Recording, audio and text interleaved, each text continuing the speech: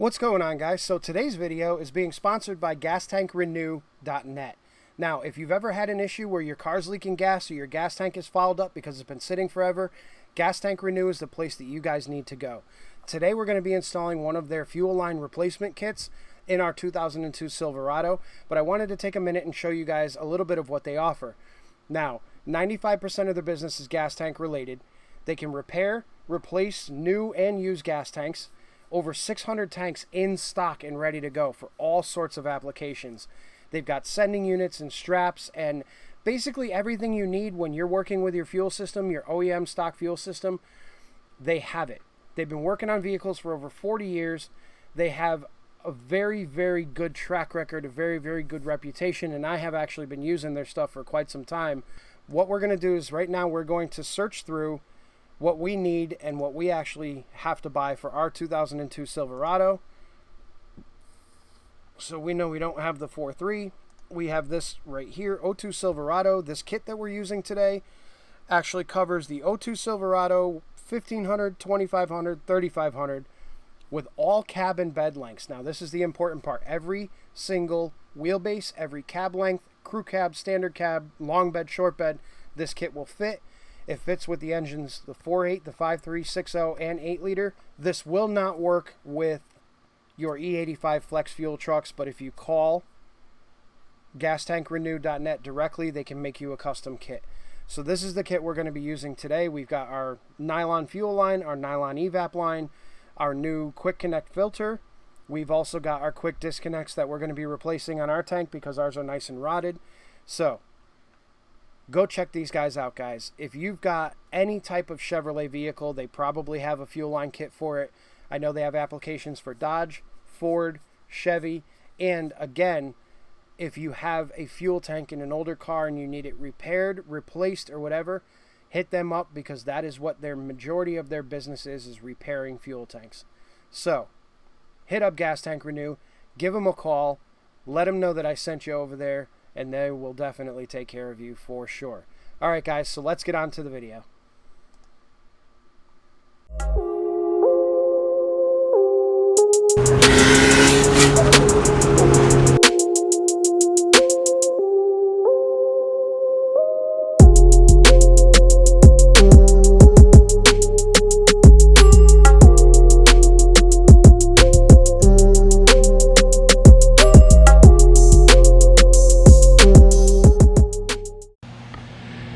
Alright guys, so in front of me here on the hood of this 2002 Chevrolet Silverado 2500 HD is the full Gas Tank Renew kit that we are going to be using to replace our fuel line. So like you saw in the intro, they have stuff for every vehicle option out there. So let's go through what they give you with the kit. First thing is the evap line. This goes from the charcoal canister by the tank all the way up to the green evap test port on the engine. You'll see that when we install it. Then we have our fuel lines. These fuel lines run from the tank to the engine. Now this side here with the quick connects already attached to it is going to go to the engine side, and back here this is going to go to the tank side, and also they include a quick connect filter. This filter is also marked with an outlet, so therefore the other side is the inlet. Then we have this line here that has a quick connect on one end and a male fitting on the other end. That's going to go from our tank to our filter. Then we have these two included fittings. One of them is 3/8 and the other one I believe is, let's see, 5/16. So one is 3/8, one is 5/16. 5/16 is the return, 3/8 is the feed, and they are marked. The 5/16 line has a white band around it and the 3/8 line has a yellow band around it. And then we have another 5/16, which is spliced in the filter location. Not sure 100% what that guy is for, but it'll be there if we need it. Then we get some zip ties. We get our full instruction sheet, which honestly, guys, this job is super easy. So that's the entire instruction sheet. On the back side of it, you have an instruction sheet on how to insert the new quick connects, which we'll show you guys because I think we're going to do the new quick connects on the tank side because ours are pretty rotted. And the tubing's rotted in there and I don't trust those O-rings, so I think we're going to replace those. So we'll show you how we do that. And yeah, so you know, that's the full kit right there, and these things are really not bad at all. So let's get to the installation. All right guys, so the first thing we're going to need to do is we got to remove our engine cover. Now I've already taken the liberty to loosen the bolt. It's an 8mm bolt just right in the center right here, and then you just pull the cover up and forward and it comes right off. And now we can see what we're looking at, what we need to do. So I'm going to try to get you guys in a little bit closer, but it's going to be kind of difficult. Our two fuel lines that we're going to be working with are actually right here underneath the throttle cable and, you know, cruise control cable and everything else. So what I like to do when I'm doing these installations is I disconnect the fuel lines up here, and then I push the lines, the new lines, the nylon stuff, the gas tank renew stuff from the bottom up, just so that you're not having to fish down, you know, 20 feet of line down through the engine compartment. It gets to be a pain in the butt. And then I don't know if you guys can see it because it's kind of under this harness, but this right here is our evap line. This is the line that we're going to be cutting and splicing with the new evap line, so we're going to send that one up as well. And we'll be able to kind of hook all that stuff in there and make it all work. So what we're going to do first is we need to remove, man, this is difficult in truck. I need a topside creeper. We're going to remove the safeties for the fuel lines, which are just these little guys right here. These hold the line in place so that they don't pop off prematurely. And we'll get the top and bottom one off. And then have your little disconnect tool. Now these tools, you can rent them, you can buy them, they're super cheap. They make universal ones. I happen to have an entire kit of these for all different sizes and everything else. So you literally just slip it over the tube, push it in, and it releases the quick connect so that you can pull the fuel line off.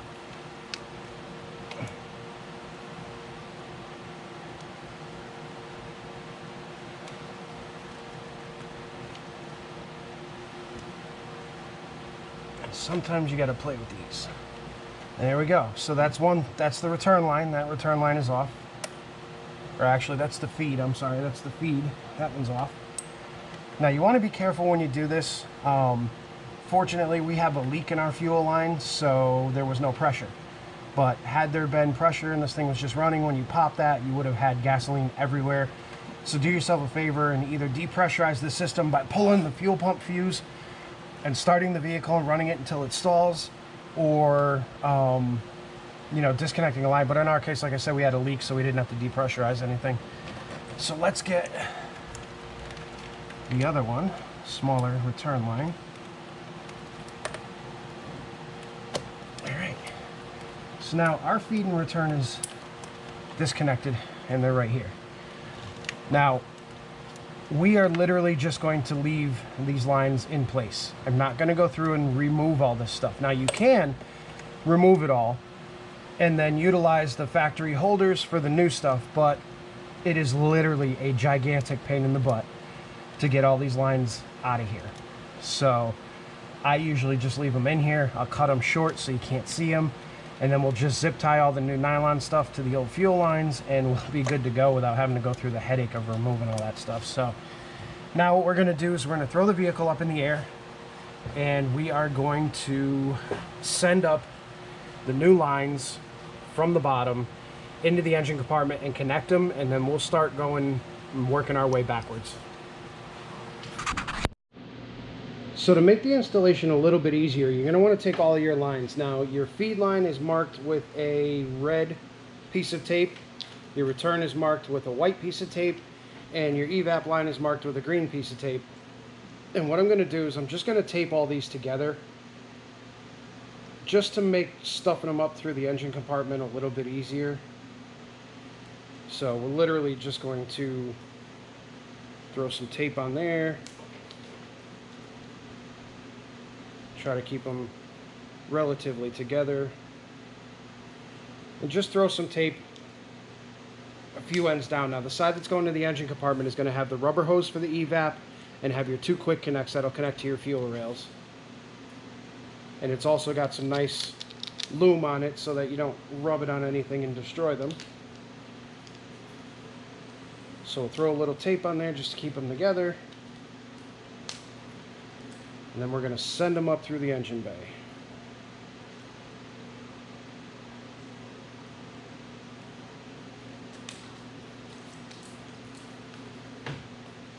Now, routing these is not hard if you do it with some thought.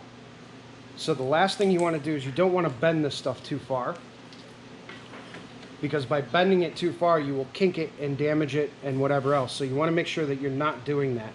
And another thing too is we're going to be pushing this up through the engine bay. So one of the things I like to do with these is I literally just put a piece of tape over the quick connects, so that as we're pushing this thing up through, any dirt or debris that's in there doesn't end up down inside the lines. It saves you from having to blow the lines out before you connect them, or ending up with something inside your fuel system that you don't want there. So make sure you throw some tape on those. So now that we got this, we got a little tail here, we can kind of send this up through the engine bay. We'll drop the truck down and then we'll pull everything through. So let me show you guys that. All right, so here's what I figure about routing. So now all the fuel lines are right in here. You can see that they're pretty haggard. The filter location is going to be in the stock location, so we will cut the filter out of here and get rid of all this garbage. But what you want to do is start back here and run these lines pretty much alongside of the factory lines, so that you're not worried about kinking anything and you're not going to destroy anything. You want to make sure that there's no sharp edges where any of this stuff is going, because ultimately sharp edges will kill it.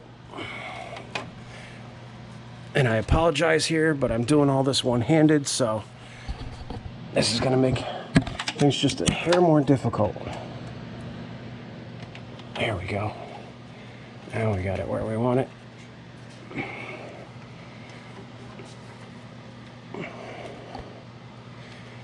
All right, I'm gonna have to put you guys down for a second. We're gonna route this. All right, so now our lines are routed. We've got our evap line right there. We have our return line there. We have our feed line here. Our feed line is gonna go to the filter and then to the tank. Ultimately, we have that other line. So what we're going to do now is we've got the routing all up in here, nice and tucked away from any moving parts. And also right here, one thing you need to be conscious of is that the drive shaft is here, and this does rotate. So you need to make sure that when you run these, we can kind of get them up inside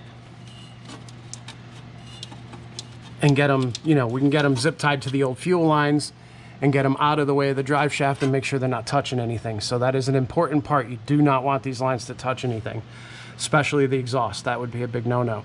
But now we can see we got them all the way up in there, and we are now going to go up on top, pull these lines through, connect everything so that we know what our lengths are. And once we know what our lengths are, we can cut all of this stuff to length and install our new fittings at the tank side. All right, guys, I don't know if you could see that, but our fuel lines are already poking out.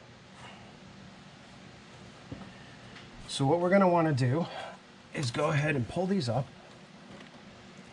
And you can see these are our two fuel lines right here. And we have them taped to our evap line, which funnily enough is actually entangled in the other evap line. So let's get this untangled.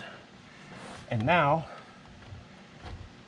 we have our evap line and our two fuel lines. So now we can pull this piece of tape off that we put there, so we have a little bit of movement with these lines here.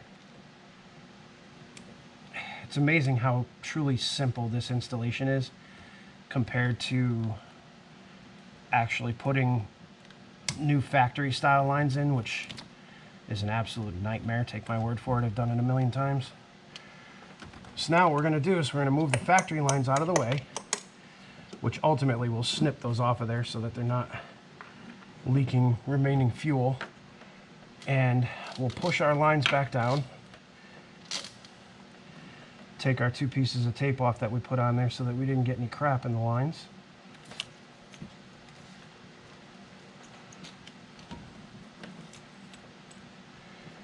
And now we'll connect our return which is on the bottom.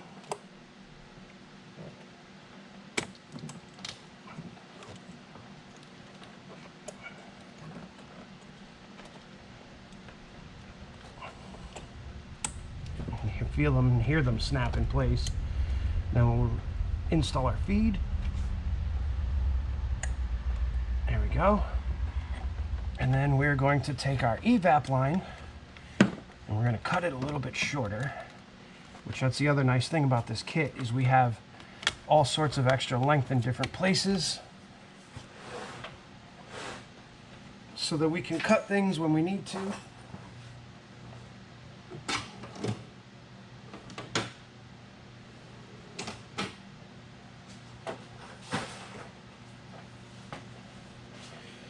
Now we're going to cut our evap line, and our evap line, our factory one, I'll show you what it actually looks like and where you need to cut it.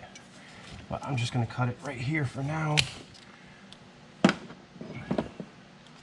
then we'll take it off up here so you guys can see it.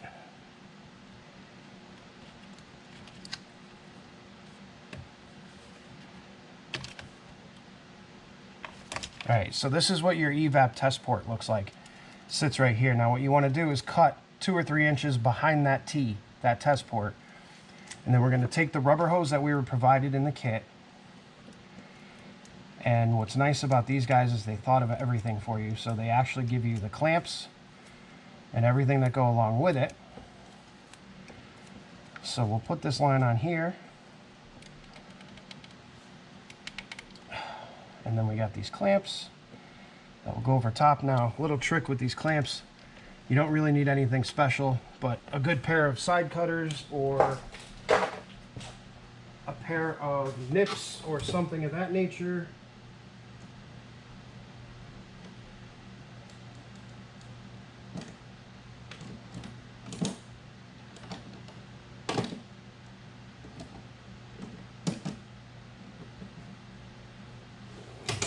I usually just end up using these guys,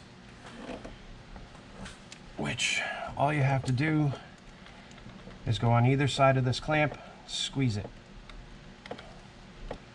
And because there's no fuel flowing, this is just a vapor line, it doesn't really matter how tightly it's clamped, but it's definitely on there good and tight. So now we want to measure the length of what we're going to need for the evap line that we ran up.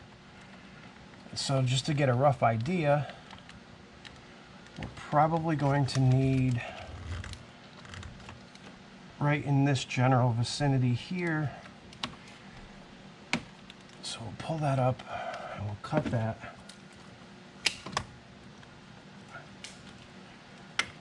And then we can connect it outside of here so that we have some room to snake it back through. And that gives us room to tighten this clamp down.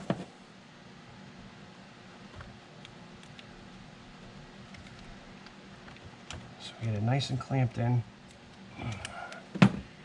Then we can take it off of here. We can snake it back through where it belongs.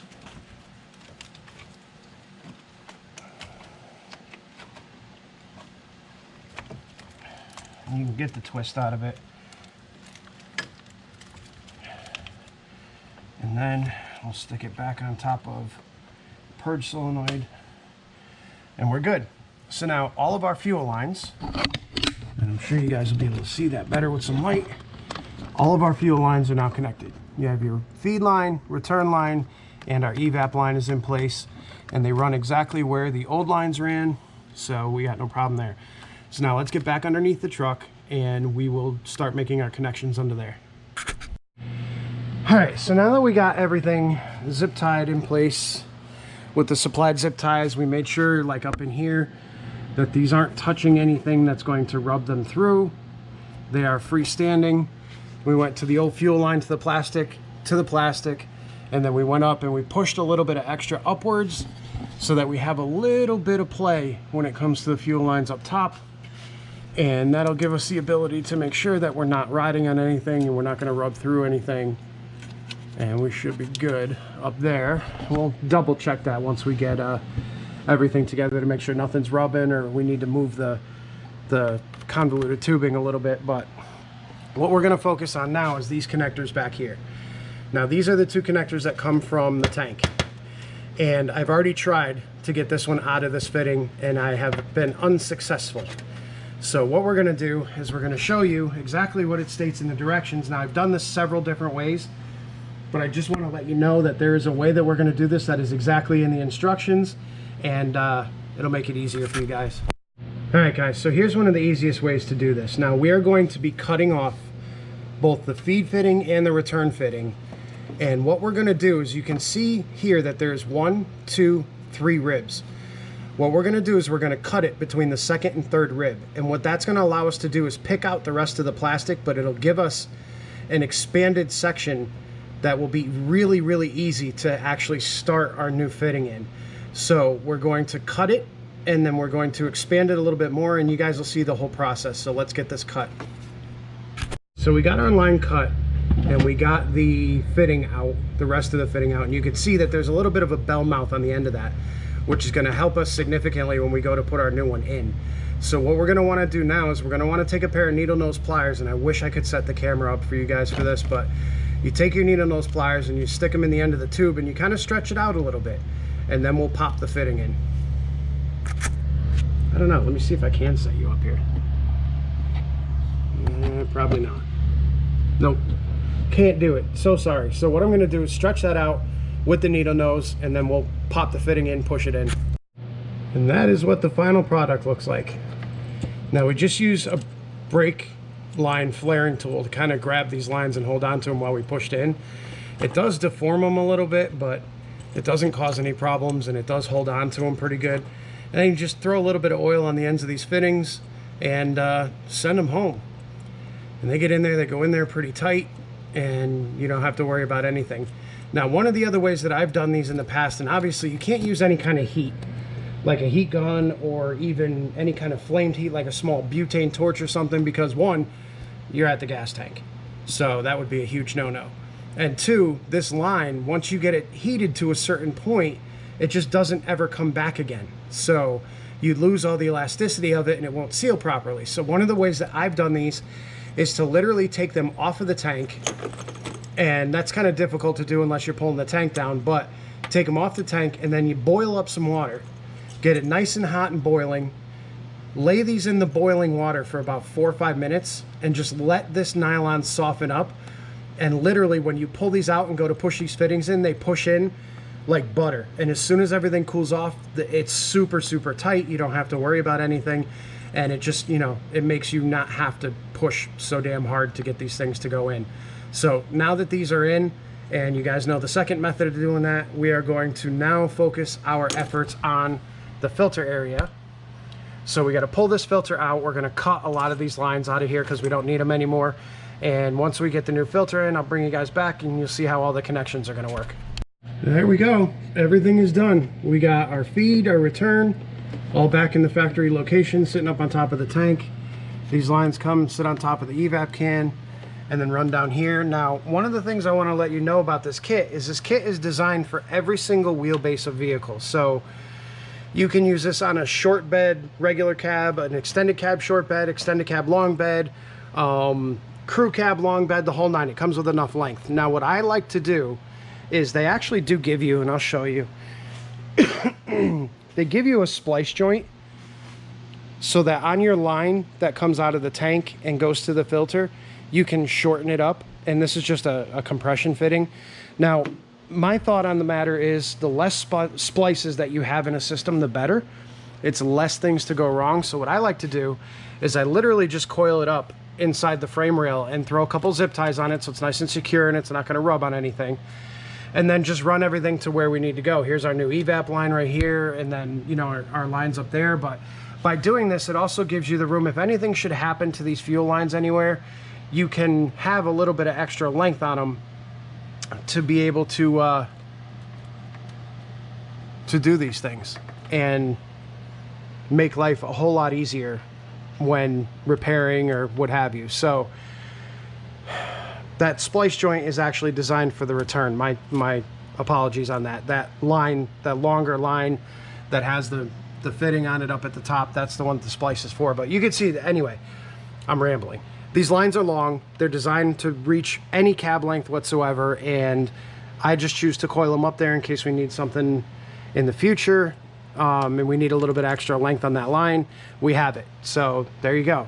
That is literally the entire kit installed. Everything is secure. We got all of our lines are run up there. Everything is secure there. It's secure all the way up top. Everything's connected. So the last thing we got to do is we're going to go ahead and start this thing up and make sure that we don't have any leaks. All right, no leaks up here. Nothing at the fuel rails. They look good. EVAP is good. Now we'll bring this thing up in the air. See if we got any leaks underneath.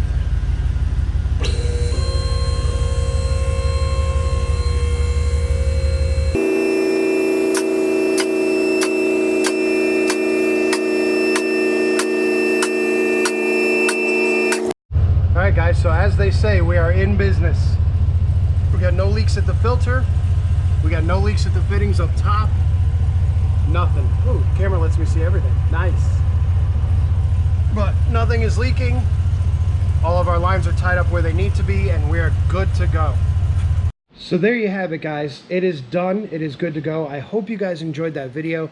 Now, truth be told, if you've never done a job like this before and you're utilizing this kit from gastankrenew.net, at the most, on your back, on the ground, this is going to take you 2 hours. When I'm not filming, this job takes me about 45 minutes to an hour. When I am filming, it took me about an hour and a half, 2 hours or so to get everything done with the interruptions in between. But even if you've never done this before, their instructions are clear, concise, their kits are made very, very well, and you'll be able to do it in 2 hours or less. I guarantee it. So even if you've never touched a wrench before, and this is something you need to do on your truck because your fuel lines are leaking, please go hit up Gas Tank Renew. I'll put the link in the description, and make sure that you tell them we sent you, and yeah, you'll be able to replace your fuel lines for literally 1/10 of the cost as if you brought it to an independent shop, or 1/20th of the cost if you brought it to a dealership. So these kits are great, great, great. So again, hit up Gas Tank Renew. Big thanks goes out to them for hooking us up with this stuff and sponsoring today's video. So we will see you guys on the next one. Next one, I'm not sure what it's going to be. We've got Tommy's vehicle coming in with the giveaway car, the GTST. We've got some more stuff to do on Luther. We've got a bunch of different stuff. So stay tuned for a bunch of different episodes. The Rescue Rado is going to be in a few. Like I said, Tommy's car, and we'll have some other stuff in between. I want to do another Purge episode. Yeah, we got a lot of stuff going on, guys. So thanks for watching. Hit that subscribe button, hit that like button, and I will see you guys on the next one.